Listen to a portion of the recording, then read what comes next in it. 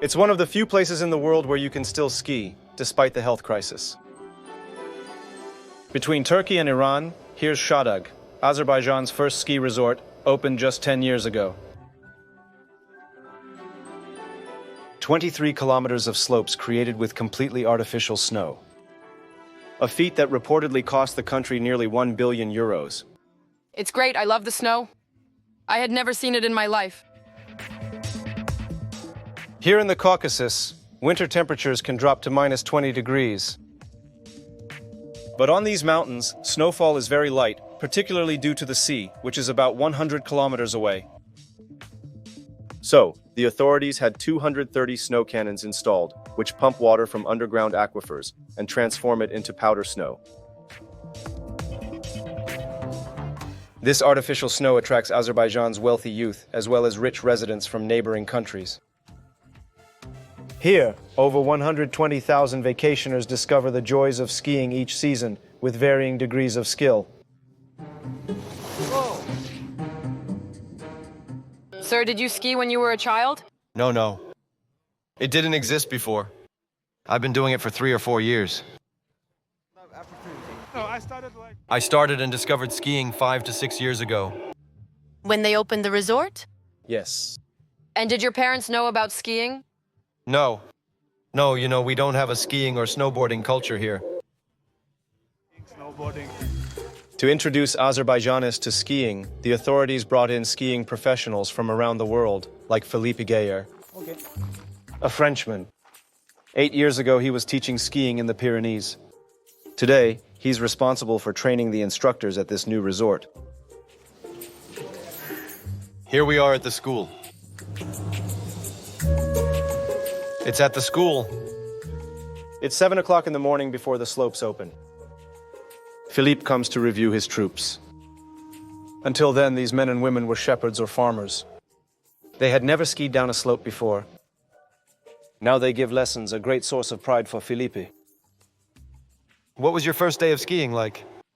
Last year, and you've been teaching since last season. Yeah. So he started last year. Mr. Nolan learned it 6-7 years ago, and he learned last year. The first time I was scared. I looked at the top of the mountain and thought, I can't go up there. Can't go here. And now I go everywhere. Yeah, I really go on all the slopes, black runs, red runs, everywhere.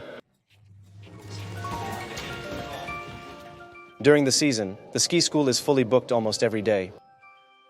To attract these new skiers, the state has invested heavily at the foot of the slopes, with brand new 5-star hotels.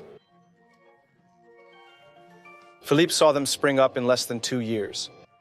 It was a massive construction site with dozens and dozens of trucks, as you can see here. A swarm of workers and scaffolding in every direction, and excavators. Inside these luxury establishments, the facilities are on par with the best hotels in the world. A room like this costs around 100 euros a night. A low price compared to European rates, but in Azerbaijan it's a considerable amount. The average monthly salary is less than 300 euros. At this price, tourists can enjoy the outdoor pool heated to 35 degrees all year round.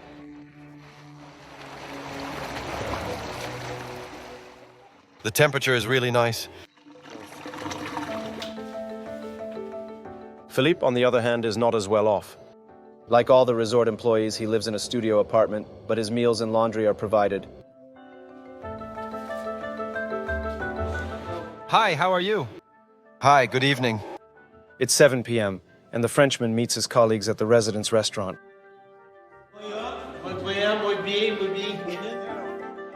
They're all expatriates like him, Spanish, Chilean, or Argentinian.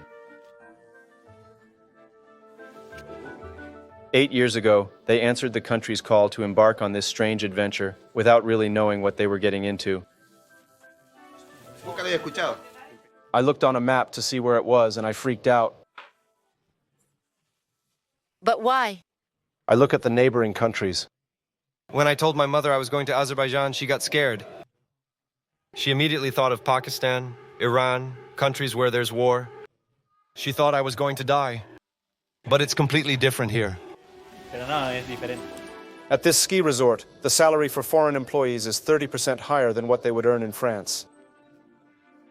Over 2,000 euros a month for Philippe. In Azerbaijan, the Frenchman has found his El-Dorado. But in this highly unstable region of the world, near Iran, Iraq, and Syria, the country is not immune to tensions and has even experienced war in recent months. A change of scenery. Further south on the shores of the Caspian Sea, Baku, the capital of Azerbaijan, is nicknamed the Dubai of the Caucasus. Here, there's no end to the skyscrapers, futuristic buildings, luxury boutiques, yachts, and trendy clubs. It's amazing, super glamorous. When I arrived here, I thought, wow, it's like a mini Dubai. Bordered to the east by the Caspian Sea, to the north by Russia, and to the south by Iran, this former Soviet republic has been independent for 30 years. Its 10 million inhabitants are 90% Muslim. But the country is officially secular. They practice a tolerant form of Islam where women can live as they please. Azerbaijan. You know, Azerbaijan is very different from other Muslim countries, and I'm very happy about that. Once the poorest state in the USSR, Azerbaijan has become the richest thanks to the oil and gas in its subsoil. And there's so much of it here that some locals even bathe in it. It's unusual, but rather pleasant. I feel like I'm floating in chocolate. The country is also nicknamed the Land of Fire, due to the natural gas that ignites as it gushes out of certain hills. Look, it's crazy. It just lit up. These hydrocarbons make the fortunes of the elites and the presidential clan. In power for 17 years, Ilham Aliyev reigns supreme over the country with his wife, whom he appointed vice president. Long live the army of Azerbaijan. Long live Azerbaijan. In recent months, with the support of Turkish forces, the president has unleashed a new war in Nagorno-Karabakh to reclaim the territories occupied by neighboring Armenia following the collapse of the Soviet bloc. The clashes left thousands dead. They also led to the displacement of 20,000 Armenians. Forced into exile, they burned down their homes, sometimes even digging up the remains of their loved ones and families to take with them. This two-month war allowed the president to reclaim Nagorno-Karabakh. Today, Ilham Aliyev wants to promote Azerbaijan to attract investors and tourists. Using petrodollars, he regularly organizes major international sporting events. Get up! Come on! But rich and glittering Baku also has its dark side. At the foot of the glass towers, there's another world, that of the excluded.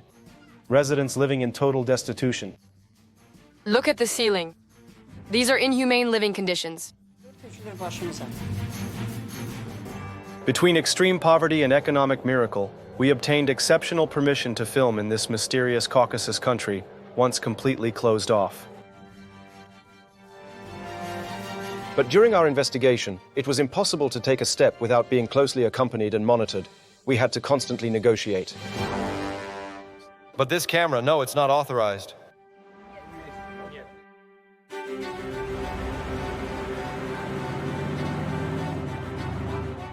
Baku, 8 a.m., in a luxurious downtown apartment. It's breakfast time for Selcan Aliyeva, her husband, and their 2 children. Proud of her social success, this wealthy Azeri businesswoman, close to those in power, has agreed to open her doors to us. As usual, it's not her, but her housekeeper who's at the stove. Mistress Kif, how are the tasks coming along? Can you prepare some tea, please?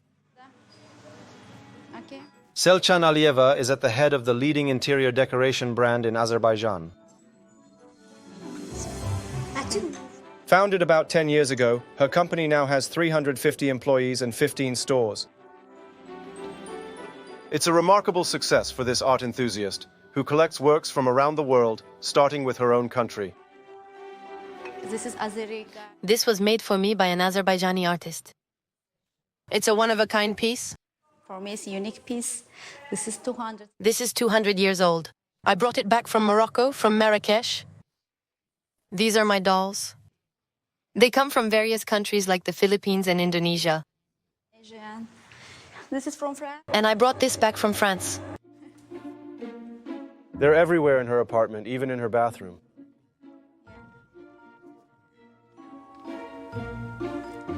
And her closet is filled with nothing but designer dresses.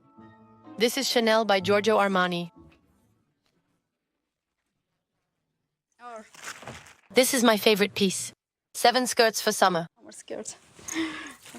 I have some pretty wild outfits, especially for summer, because in winter I work. This morning, Selcan needs to go to one of her stores to set up a window display. As always, the businesswoman travels with an assistant and, most importantly, her personal driver. Because nowadays, getting around the capital city of 2 million people is no small feat. 30 years ago, when Azerbaijan was still under Soviet rule, Baku was more like this. Nicknamed the Black City due to its oil refineries and the resulting pollution, the city was then mainly centered around its historic walled old town. Today it stands on par with the world's major capitals. The old Soviet-era Ladas have almost disappeared, giving way to the latest European models. And there are even thousands of London taxis bought from the British by the city. It used to be much quieter. There were far fewer cars and very little traffic. We could never have imagined such a change. Даже представить себе не могу. The city's architecture has also changed dramatically. Архитектура изменилась. There are many modern futuristic buildings. Some blend well with the city's traditional architecture, others not at all, but that's how it is. Каких-то этих. Throughout the city, hundreds of skyscrapers have sprung up, like its flame-shaped towers, a symbol of the country. Baku is teeming with American-style shopping malls filled with luxury boutiques frequented by the new Azerbaijani oligarchs. You have to be wealthy to shop here. Yes, it's for the rich. With petrodollars pouring in, the entire city is getting a makeover. The craziest projects follow one another, like this replica of a Parisian neighborhood with its fake Haussmann-style buildings right in the city center. This colossal 6-square-kilometer project has just been completed. It's one of the most significant urban transformations in the world. A windfall for wealthy residents like Selcan. Is my makeup okay? Çok olur ha. Yes, yes, it's perfect. Don't worry. Go ahead, it's this way. The store they're visiting today is located in this newly built shopping mall. 5,000 square meters over 3 floors. For us, it's nothing exceptional, but in Azerbaijan, shopping in a mall like this is a major first. 10 years ago, there was nothing here, no shopping mall. Before, people did their shopping on the street. Now we're in a period of rapid growth. There are more and more shopping malls, and that's bringing in more and more customers. Shopping mall. In her store, Selcan sells porcelain tableware, household linens, and all kinds of objects. Again, for an Azerbaijani, buying interior decorations is something completely new. Yagi. Good, the flowers are well arranged. Ona göre. Da. For example, For example, we have cups like these for €2.50. euro. Okay. And And you can also find gold-plated metal objects for 30 to 50 euros. okay. Like Like this lamp, for instance. okay. In this country where people earn on average 8 times less than in France, these decorative objects are a luxury that only the wealthiest can afford. But Selcan's store is always bustling with customers. In Azerbaijan, the interior designer is not the only successful woman. This morning, in the heart of the old town, wearing sneakers and ripped jeans, Nigar Jamal can't take a step without being hailed by a fan. Here, this attractive 40-year-old blonde is a celebrity as popular as Madonna. I saw you and thought, I know that face. Thank you very much. You really are stunning. Oh, thank you. Her name might not ring a bell, yet Nigar Jamal made headlines across Europe. Just 10 years ago, Running Scared, her duet performed under the name Nikki, won the Eurovision Grand Prix.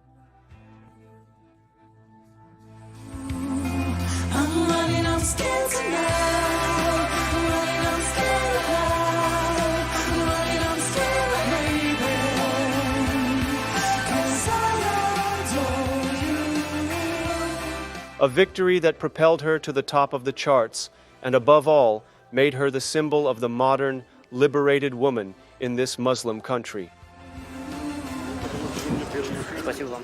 Thank you. Thank you. After taking selfies, the young woman goes to the mosque to pray. In Azerbaijan, 90% of the population is Muslim, but the state is officially secular, as enshrined in the constitution. Religious affairs are under the control of the authorities, and all forms of radicalism are banned in the country. You need to put it behind. There, that's good. For her morning prayer, Nigar changes her outfit to put on this golden shawl.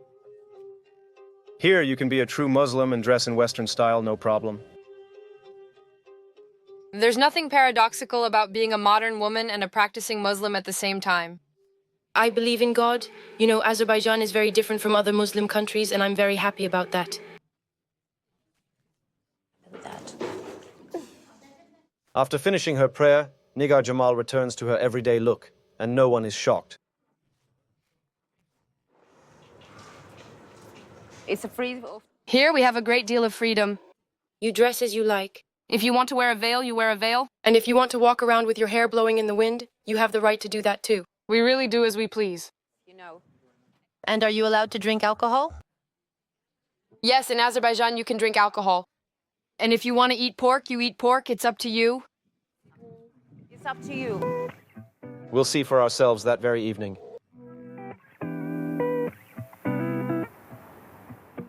It's 6 p.m. at the top of this luxury high-rise. Hello? Welcome. Nigar Jamal welcomes us to her home, very relaxed. This is my living room. And here's my kitchen. This young divorced mother of two is proud to display her femininity and success. She's a regular in the spotlight of celebrity magazines and fashion publications, with photos and paintings of herself on her walls at home. Oh, that's the picture of my family. This is a portrait of me, a painting I received from one of my fans. I receive a lot of them, but this one is really the most beautiful. That's why I hung it up, actually. Tonight, Nigar is going to a party. She chooses a dress that particularly flatters her figure. This is my favorite outfit. You know what is here? Here, all women pay attention to their appearance. Manicure, pedicure, hairdresser, makeup. Makeup, the You know, Azeri men love women who take care of themselves. Every evening as night falls, Baku transforms. Once a dead city during the communist era, the capital now boasts dozens of trendy bars, restaurants, and nightclubs. Baku is even nicknamed the Dubai of the Caspian Sea. Flashy luxury cars line the entrances of these nightlife venues. The country's entire golden youth gathers here to party without inhibition.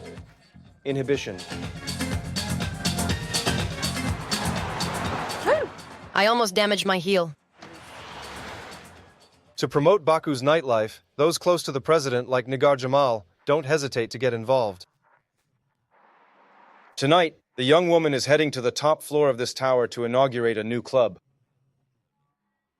She has a meeting there with Ranard Musayev, one of Azeri television's stars. Hi, how are you? It's good to see you. Me too. The two local celebrities know each other well. They've been invited by the club owners who are counting on them to draw a crowd.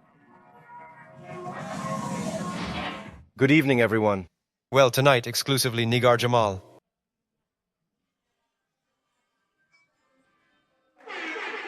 In front of an adoring audience, Nigar performs one of her favorite songs, a national hit that all Azeris know. Her song Crash, an anthem to flirting.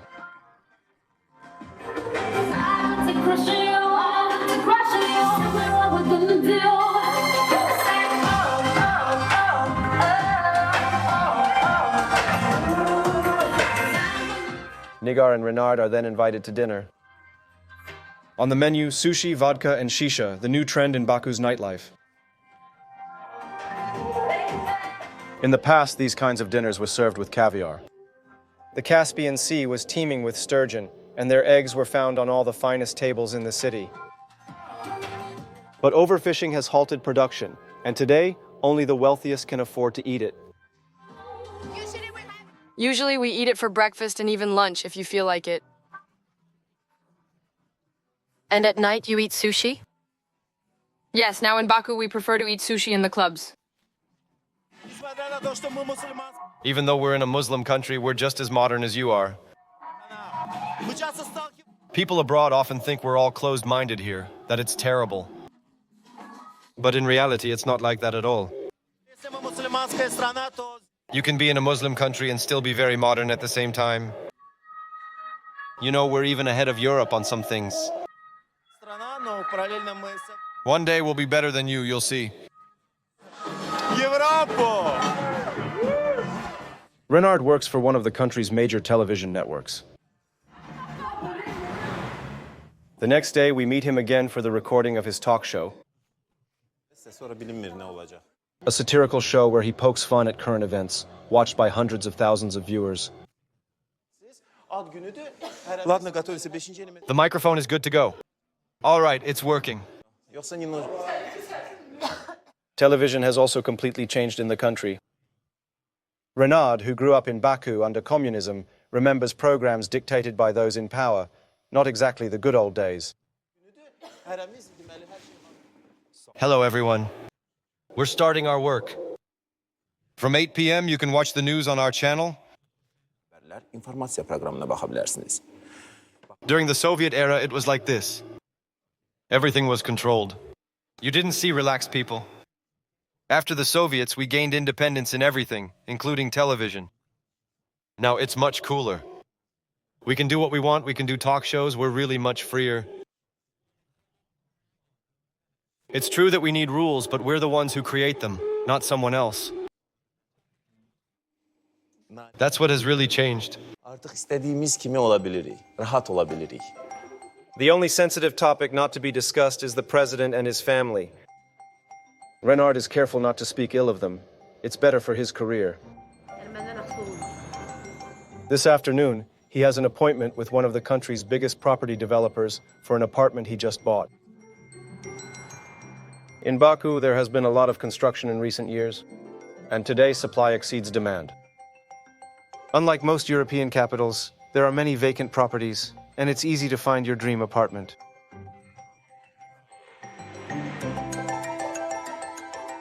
Renard has chosen to invest in this complex with a futuristic design that's still under construction.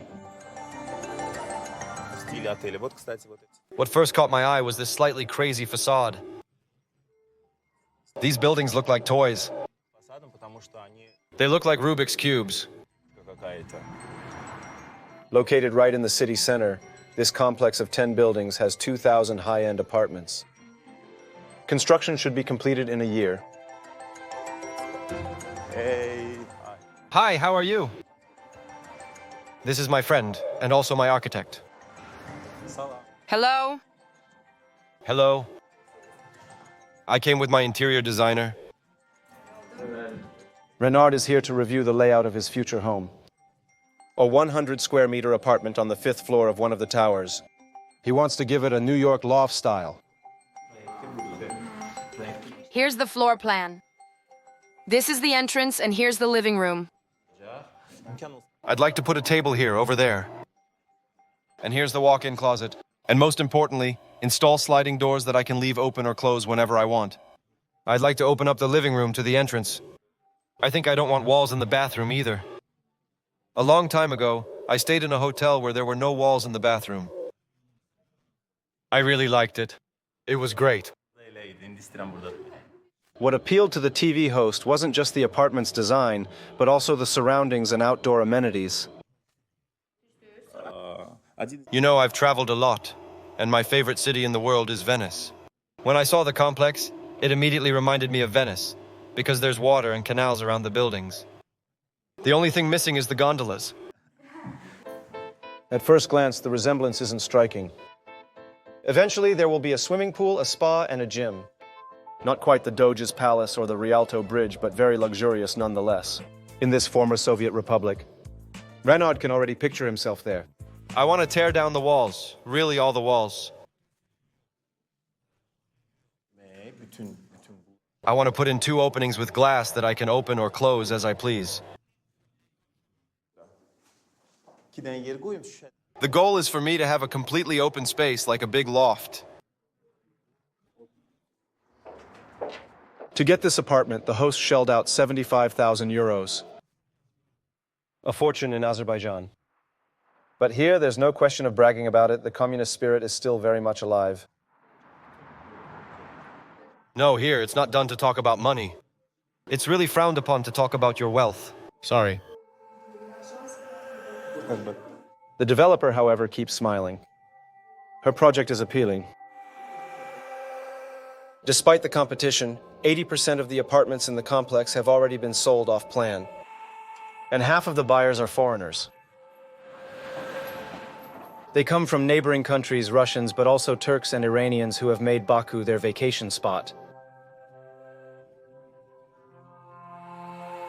It must be said that the authorities are rolling out the red carpet and sparing no expense to elevate the city to the ranks of the great capitals of Eastern Europe and the Caucasus.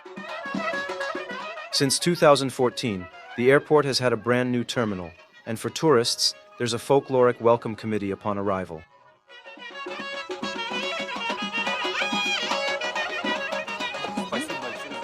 Azerbaijan also boasts several 5-star hotels and even golf courses.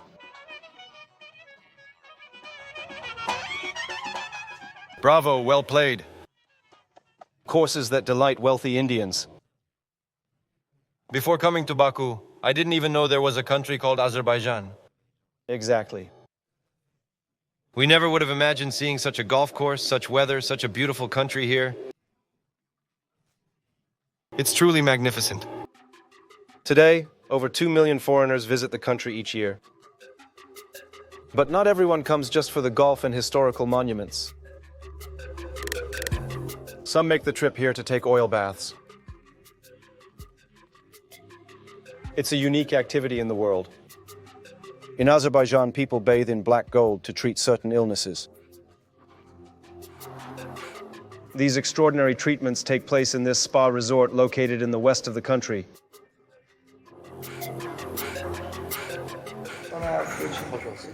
Hello, ladies. Do you know how things work here? Listen, I've been here before. But for my sister, it's the first time. Angela and her 2 sisters are arriving from Russia. They've booked a 15-day oil-based treatment. Their suitcase is barely set down. They have an appointment with the chief physician of the facility. Andre, have a seat. Krichud has been working here for over 10 years. According to her, oil can treat arthritis and certain skin diseases. It's even said to be a miracle cure for infertility. It promotes fertility in men. It might sound surprising, but it helps with erectile function. It's a very good treatment for infertility. We really get very good results. Angela and her sisters suffer from arthritis. Will the oil be able to relieve them? That's what they're promised here, at least. Where does it hurt, ma'am? Tell me what's wrong. My joints hurt a lot. It's my legs that are causing me pain. To treat the 3 sisters, Krichud recommends immersion in an oil bath, 10 minutes a day for 2 weeks. The cost of treatment and accommodation is 2,000 euros per person. It's not cheap, but Angela is willing to pay the price to end her pain. Here, like in a classic spa, the facility is equipped with bathrooms. But instead of essential oils, these tubs are filled with a crude oil derivative heated to 40 degrees. It looks deceptively like used motor oil. Clients and patients dip their feet in it or immerse themselves completely like Angela. There.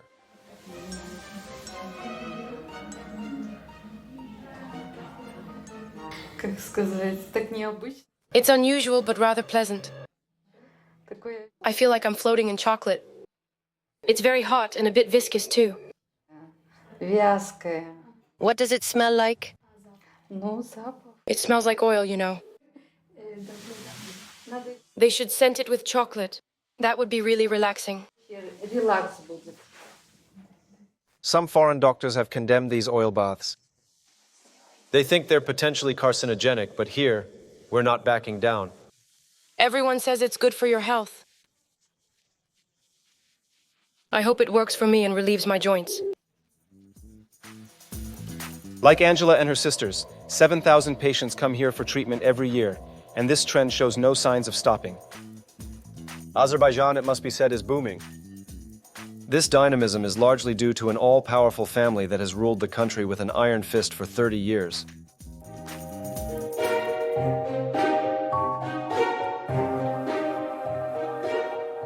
In Baku, it's hard to miss a portrait or statue of Heydar Aliyev. He's the father of the current president and also the founder of the nation. Throughout the country, his face is displayed on billboards. 1,000 streets bear his name, and about 100 museums have been created in his honor. Like this complex down there, the Heydar Aliyev Center. A futuristic building of 60,000 square meters. Inside, the history and achievements of the former president. His childhood, his war medals, and even his favorite car and lamp. Today, 18 years after his death, Azerbaijanis still maintain an unbounded cult of personality for him. We owe everything we have in the country today to him.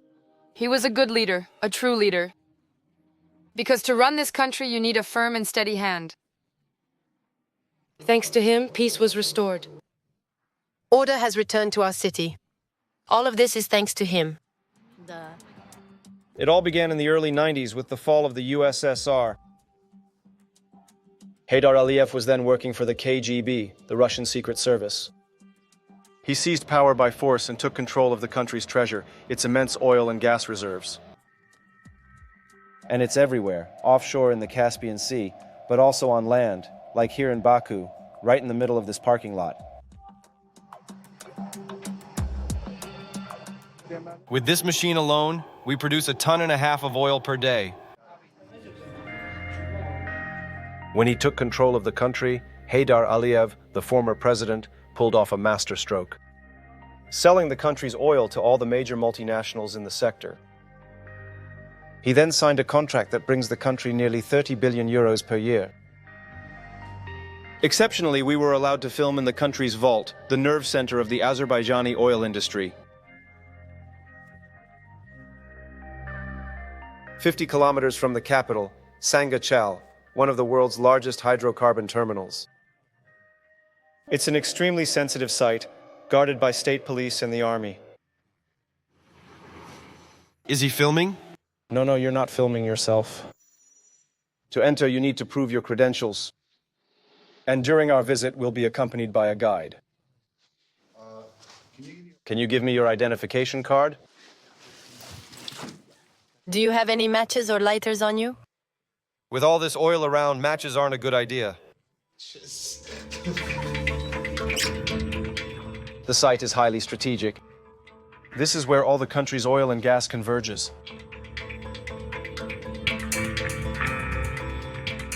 These hydrocarbons are then exported to Europe and the rest of the world through huge underground pipelines that stretch for thousands of kilometers, all the way to Turkey.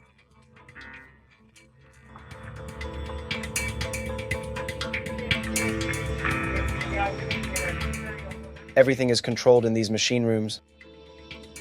The engineers who work there 24/7 hold the supply of dozens of countries in their hands. It's like the blood in our body. Of our body.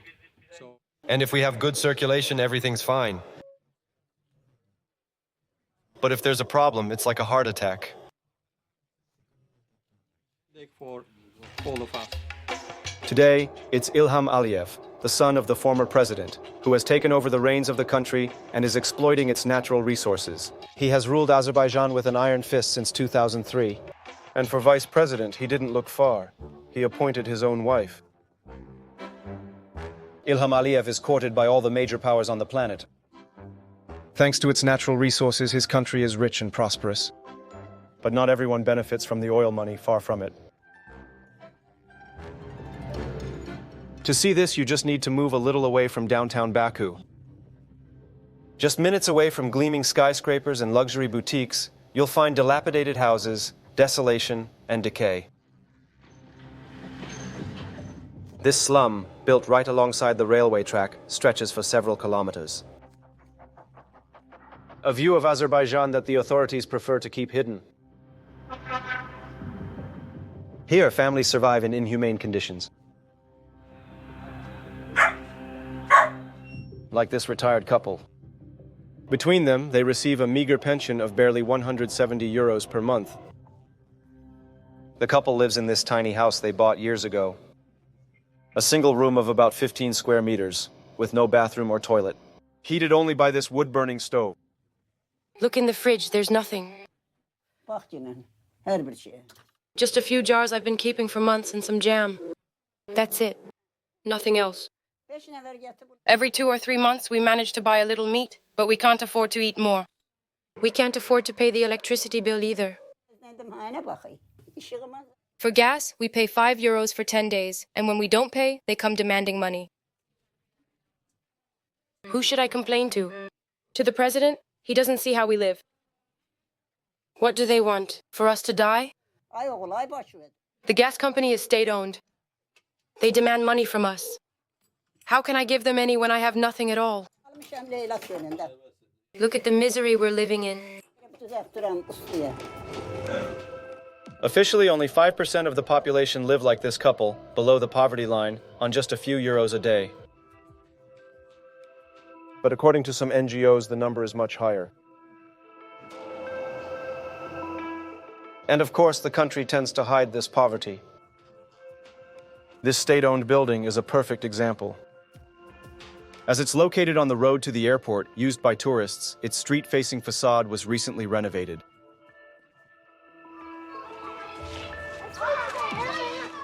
But when you go around back, it's like stepping 100 years into the past. 300 families live here in extreme poverty. Only Nayla agreed to show us her living quarters.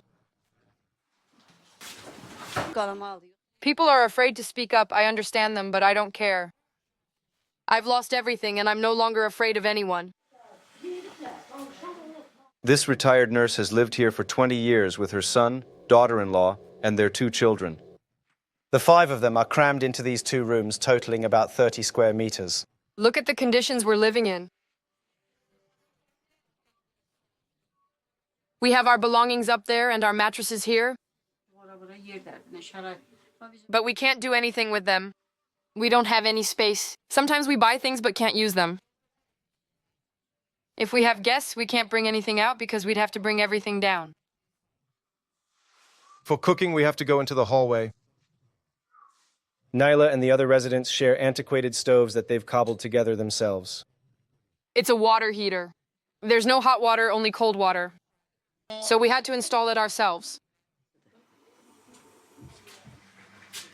The worst part is the completely unsanitary bathroom facilities. On this floor, there are 20 families living here, but we only have 1 toilet. And every morning, there's a queue. And I'm not even mentioning the smell. It stinks, it's foul. Look, it's disgusting. Look at this.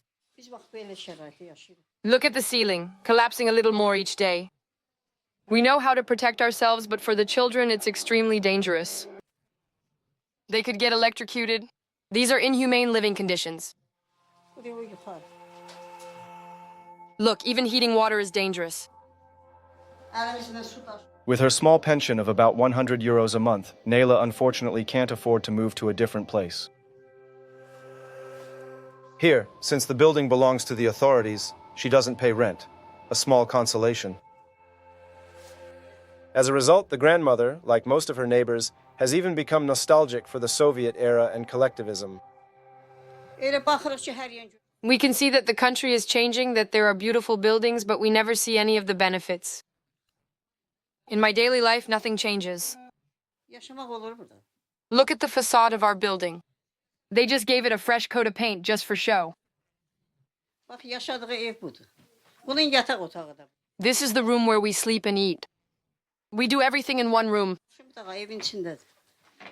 During the Soviet era, we at least had separate rooms for girls and boys.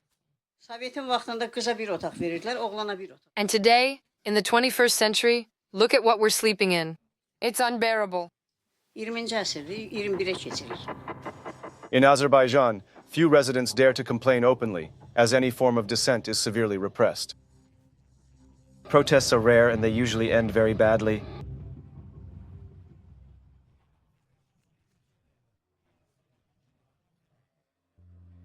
The media are also muzzled. In its latest annual report on press freedom worldwide, Reporters Without Borders ranks Azerbaijan 168th out of 180 countries. We ourselves were arrested numerous times and our filming was conducted under close surveillance. We could take tourist photos. But this camera, no, it's not allowed. Today, most independent journalists are behind bars. Nigar knows something about that. Her husband, a journalist, was sentenced to 5 years in prison, and this is far from being an isolated case.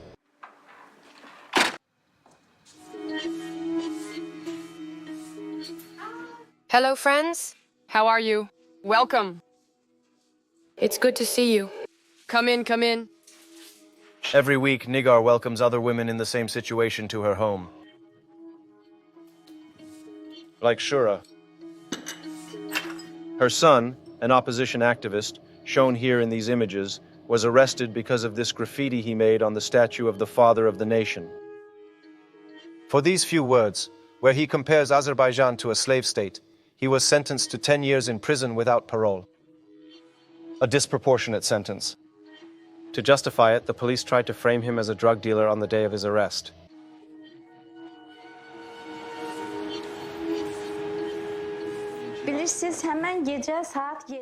That day, around 7 or 8 in the evening, there was a knock on my door. I was surprised. Police officers came in and told me they were going to arrest my son for drug trafficking. I saw them putting something in my bed under the pillow. I asked them what they were doing, and I said, "You're mistaken. This is my bed, not my son's." I repeated, "There are no drugs in my house. You're the ones who brought them. Please take this bag back." A police officer opened the bag he had brought, and powder fell onto the bed. Later, I proved it was sugar, not drugs. Can you believe it? He had placed it there on purpose. I managed to prove it, but it didn't change a thing.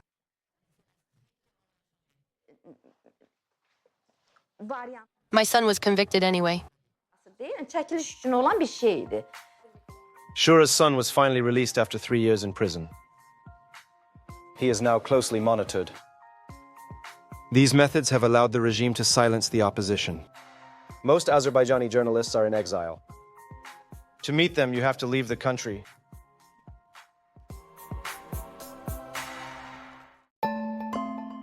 Strasbourg in eastern France. This is where one of the main opponents of the regime has found refuge. Ganimat is the former editor-in-chief of the most important Azerbaijani opposition newspaper. After being imprisoned for 2.5 years, he chose to leave the country. More than 4,000 kilometers from home, he continues his fight through his web TV, followed by several 100,000 viewers.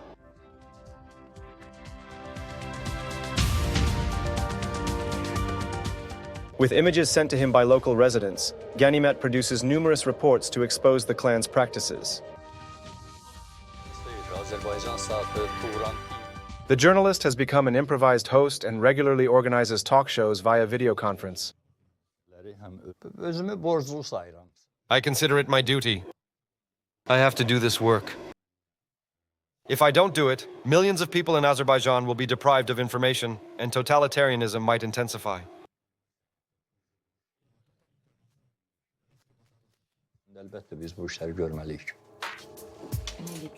This morning, Ganimat and another opponent are denouncing the corruption that allegedly reigns in the country. According to them, the LIF family has allegedly embezzled several billion euros and built a colossal fortune. With luxury villas all over the world, in Russia, Dubai, and even London.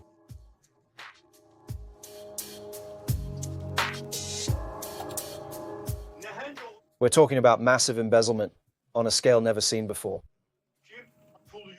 For them, it's just money laundering. For us, it's theft. The government has stolen this money from the citizens of Azerbaijan. Very serious accusations, difficult to verify. Meanwhile, in Baku, the Af clan continues to consolidate its power and is doing everything to ensure its continuity. The head of state even had the constitution changed to allow for an unlimited number of terms. Around him, his close associates occupy key positions in all sectors of the economy. Some of them agreed to be on camera. Tonight, in this upscale city restaurant, they're celebrating the birthday of one of their own. Around the table, the golden youth, the sons of the ruling elites. Very wary, most of them didn't want to show their faces. And you, my friend, I hope your children follow in your footsteps. Because you're an incredible Azerbaijani. Cheers. Cheers. Cheers. They all work in banking, law enforcement, or the oil industry. Soon they'll likely occupy key positions of power. Only Jade agreed to talk to us about his very privileged circle of friends. We all know each other really well. We're friends. We all studied together in London. People who used to study in London. Jade is the son of one of the oligarchs close to the president. He studied in England, but also in France, in Bordeaux, to familiarize himself with oenology. Because he's embarked on a crazy gamble to make wine again in Azerbaijan. This project is part of the new overall strategy to diversify the economy so as not to depend solely on hydrocarbons. The next morning, we meet Jay on the road. He was kind enough to take us to visit his vineyard. In an English brand 4x4, dressed like a son from a good family, the young Azeri is proud to show off his wealth, like that Swiss watch worth tens of thousands of euros.